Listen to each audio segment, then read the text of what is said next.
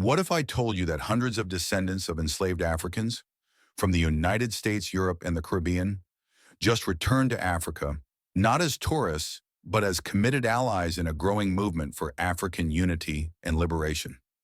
This isn't fiction, it's happening. Welcome to Make Africa Great. Today we bring you a story of return, reconnection, and rising power. Straight from Burkina Faso, where Captain Ibrahim Traoré welcomed 700 Afro-descendants with open arms. This is the new Africa, and its children are coming home. On November 7th, 2025, the Koulouba Palace in Burkina Faso became more than a seat of power. It became a symbol of healing, hope, and heritage, as nearly 700 Afro-descendants gathered to meet President Ibrahim Traoré.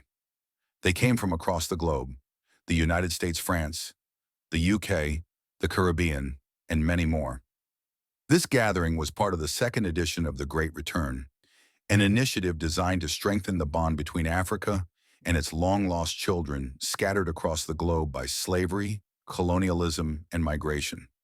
But this isn't just about emotion or history. This is about action, rebuilding, and reclaiming identity. Captain Ibrahim Traoré, the revolutionary leader of Burkina Faso, is more than a politician. He's a symbol of Africa's new direction, a leader who speaks boldly of sovereignty, unity, and Pan-African progress. During the gathering, President Traoré delivered a message that shook the hearts of all in attendance. He thanked the diaspora for returning, not just in body but in spirit. He reaffirmed that Africa's doors are open, not just for visits, but for participation, contribution, and nation building. And the Afro-descendants? They didn't come empty-handed. They came with knowledge, ideas, investments, and most importantly, commitment.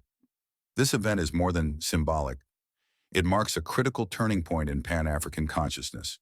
For centuries, Africans and Afro-descendants were divided by oceans, borders, and brutal systems. But today the divide is closing. Africa is no longer seen as a land of poverty and pain, but as a place of potential and purpose. With leaders like Traoré and a returning diaspora ready to invest and build, we are witnessing the rise of a global African family, connected by blood, culture, and vision. This isn't charity, it's collaboration. This isn't nostalgia, it's nationhood. During the ceremony, many participants voiced their support for the struggle for Africa's full liberation, from neo-colonialism, economic dependency, and foreign exploitation. They spoke not just of hope, but of action, of creating schools, investing in agriculture, building tech hubs, and promoting self-reliance. It's not about looking to the West for help. It's about returning home to build. This is the mindset shift Africa has long needed, and it's finally here. Burkina Faso is just one example. From Ghana's Year of Return to Rwanda's development push and Mali's stand for sovereignty, a Pan-African awakening is happening across the continent.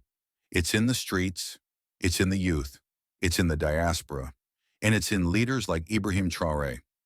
Every Afro-descendant who steps back onto African soil is part of a larger vision, a united Africa built on dignity, heritage, and collective strength. Africa is not waiting for the world to save it.